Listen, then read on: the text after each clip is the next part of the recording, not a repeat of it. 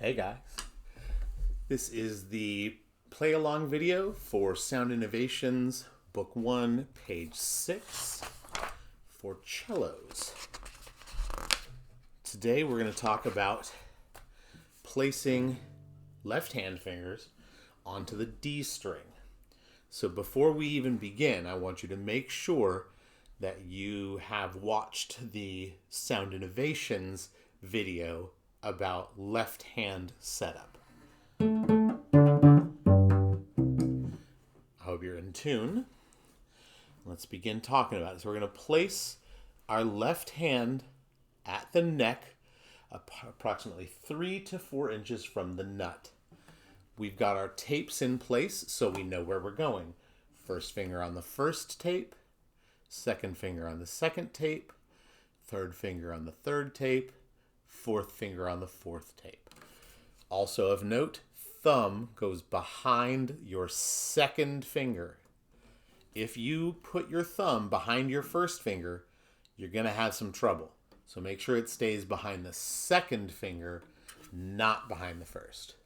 So it's here, not here.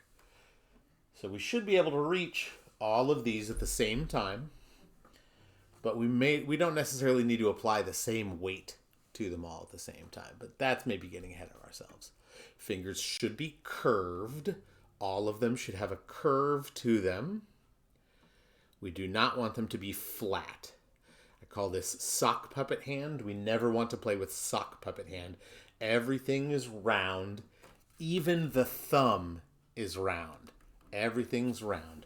That left hand, remember I said before, should be like holding a can of soda. So thumb behind, fingertips should come into contact with the string. Fingertip, not finger pad. Fingertip should come into contact with the string. Finger should be curved. Thumb should be opposite your second finger. It says right there. Left arm should be at a 45-degree angle to the floor. So not a 90-degree angle, not a 180-degree parallel, but 45, which actually lines up with a nice relaxed wrist position because we want that wrist to stay nice and straight so that we can be relaxed. How can I tell if my wrist is relaxed? Well, can I move it? If I can move it, it's relaxed. If moving it is hard because it's very stiff, that's not relaxed. So, first thing we're going to play. Oh, I'm sorry, there's one more piece of this. Lastly, tap your thumb on the back. If at any point you can't tap it because you're squeezing too hard, relax it out and tap, tap, tap. We're just going to let the weight of our fingers sink into the string and let your arm kind of pull a little extra weight into it, but we don't want to squeeze. In the same way, like if I'm typing on a keyboard, it's just the weight of my fingers, and sometimes if I want to go, I can do like that, and it's a little more like weight of my hand as well. Typing on a keyboard, there's never a point at which when I'm typing on a keyboard that I squeeze my thumb up on the underside of it to make sure I'm pressing harder. I don't squeeze from below, and the same thing applies here. We don't want to squeeze from below. So, first finger on the first tape, second finger on the second tape, third finger on the third tape, pinky on the fourth tape. So far, so simple. When all of them are there and a nice relaxed weight in, we play this note here, and this is G, the top space of bass clef. Try to make that sound. Some of you may be having this kind of a sound. If that happens, you're just not putting enough finger weight into it. So really relax that weight in. You can relax like the weight of your wrist into it as well. So let's play new note G. Remember that we're putting the flat of our thumb on the fingerboard, reaching over with the index finger in about the last couple of inches of the fingerboard. And here we go. 1, 2, 3, 4. 1, 2, 3, 4. 1, shh, 3,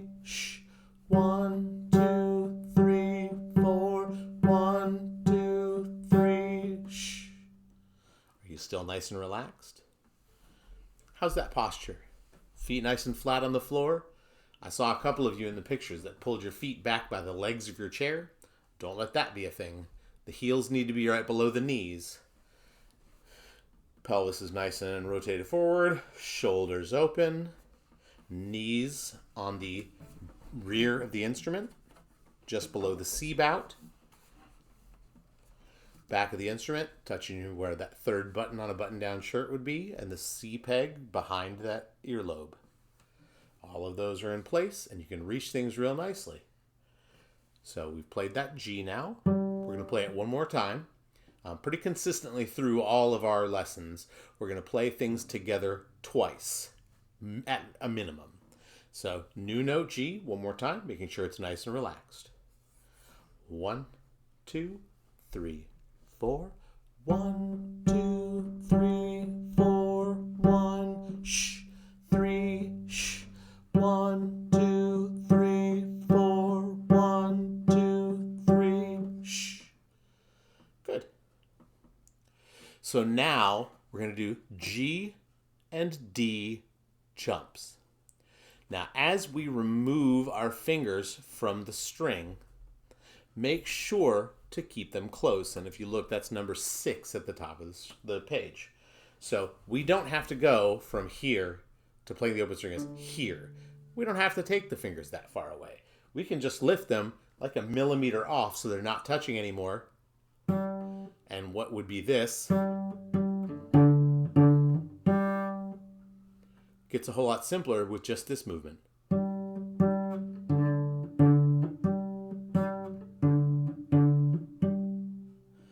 And because I haven't moved them very far from the string, it's a whole lot easier to bring them back to the string.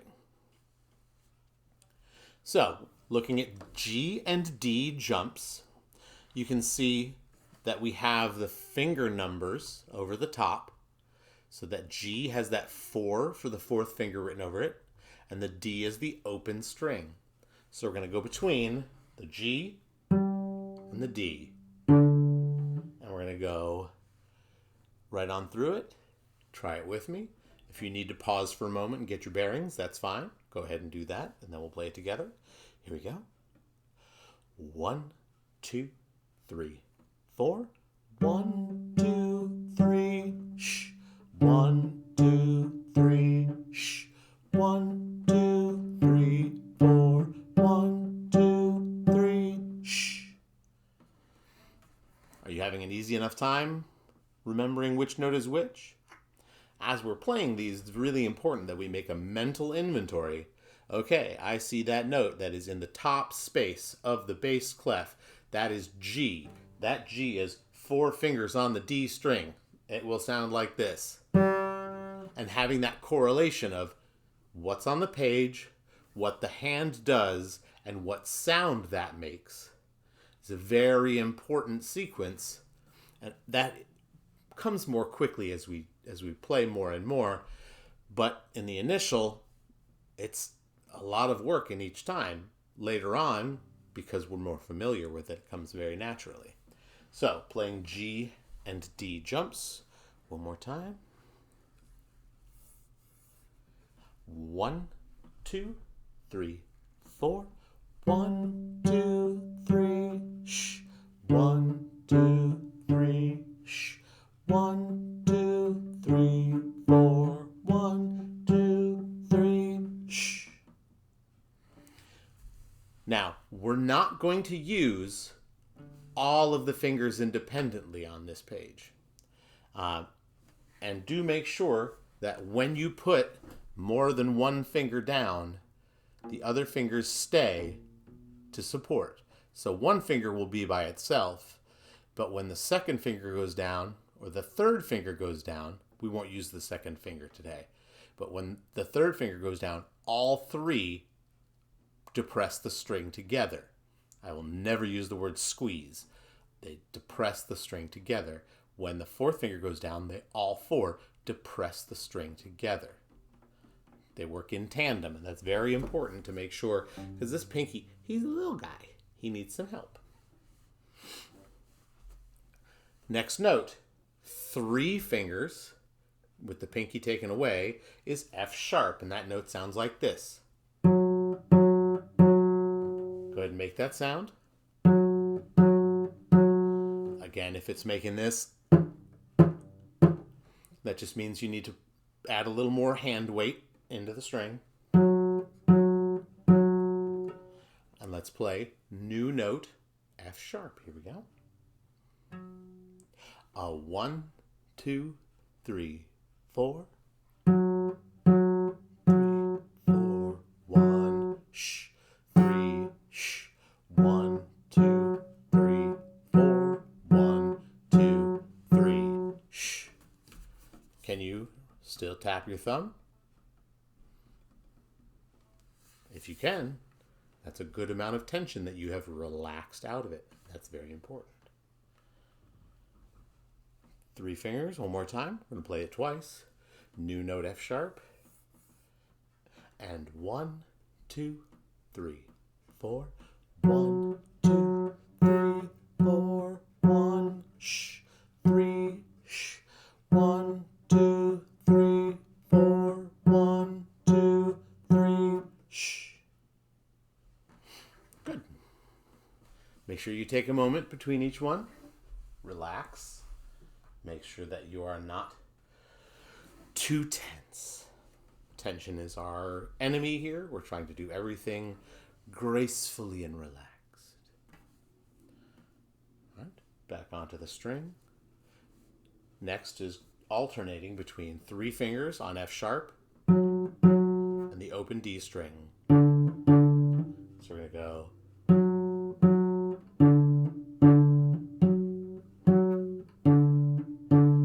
If you need to, again, pause and make sure that you're ready to play that with us. You can always rewind a couple of moments if you have trouble or struggle through it. So here we go. F sharp and D jumps. 3 fingers and then open string. And 1, 2, 3, 4. 1, 2, 3, sh. 1, 2, 3, sh. 1, 2, 3, 4. 1, 2, 3, sh. Great.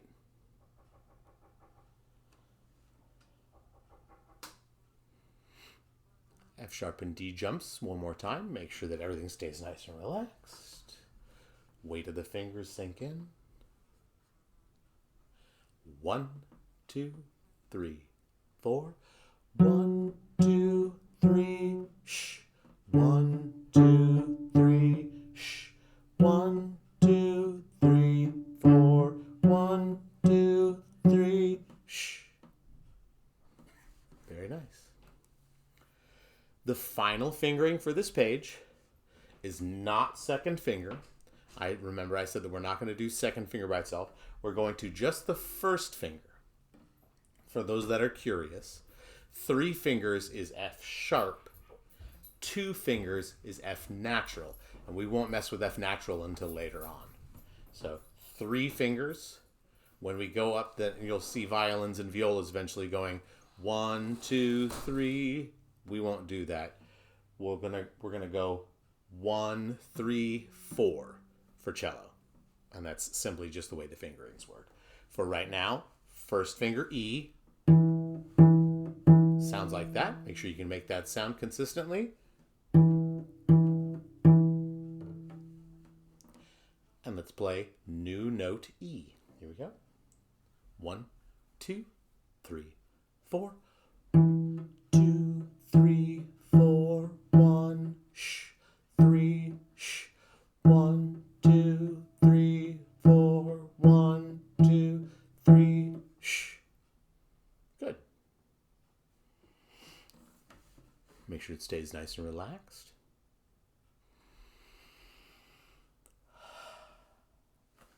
And here we go. 1, 2, 3, go. 1, 2, 3, 4. 1, sh. 3, sh. 1, 2, 3, 4. 1, 2, 3, sh. Good. You may relax between times that we're playing. But I want you to make sure that you're sitting very tall the whole time that we're making sound. What I don't want you to do is say, no, I'm just going to stay up the whole time. But then as you get tired and we're playing more, then you're drooping down onto the instrument. I definitely don't want to see anybody hunched over the instrument. And it happens every year. But it's not a good thing to do. And so we need to police ourselves, especially when I'm not in person to fuss at you about it. Nice and tall. And that whole time, and remember those checkpoints of where the instrument's touching you. Knees below the C bout, third button, and not touching, but just floating behind the earlobe. The back right here does not touch you at all. If you are having trouble with those positions, you probably need to check the length of end pin you're extending. If you're way too high, you need less end pin. If you're way low and the instrument's on your shoulder and all those things, you need more end pin. I'll also go over in just a moment ways that the right amount of end pin could be messing with you just because of angles. So, but we're going to play through. I'm not sure if we did new note E twice, so we'll just go on. If we didn't, just replay it again. And we're going to do E and D jumps. So first finger to open. Here we go. 1, 2, 3, 4. 1, 2, 3, shh. 1, 2, 3, shh. 1, 2, 3, 4. 1, 2, 3, shh. Ooh, wait.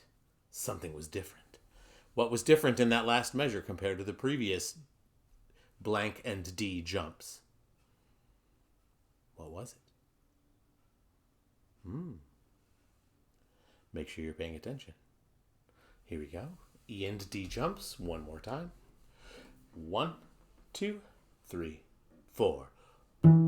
2, 3, shh. 1, 2, 3, shh. 1, 2, 3, 4. 1, 2, 3, shh. Good. All right, so one last thing that I'd like to show you is when we're sitting nice and tall, the instrument should be at an angle like this. You can see a very gradual slope. If the instrument is too up and down, what you probably ended up doing is not extending very much end pin out. You know, I can show you, I use this much end pin. That's a pretty good amount. If you are only using like this much end pin, just a teeny little bit, probably you're playing very upright. And that's not correct.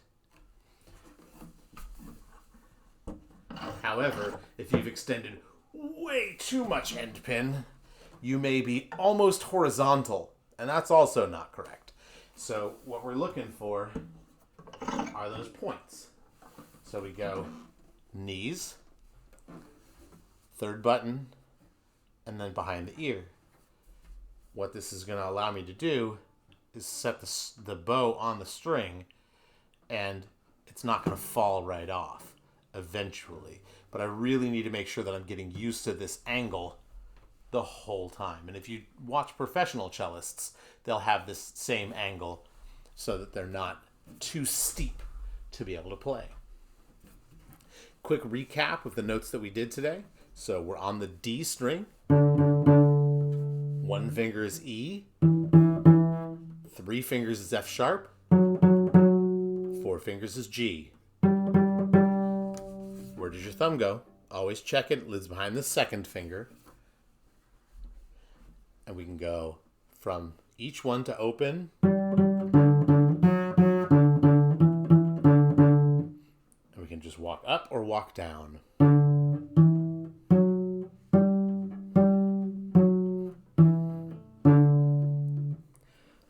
Play with those notes. Become familiar with them. Make sure that you are putting two and two together with, okay, this is what's on the page. That means this is what my hand does. That makes this sound. And make sure that you get more and more familiar with those. And I'll see you guys next time. Thank you.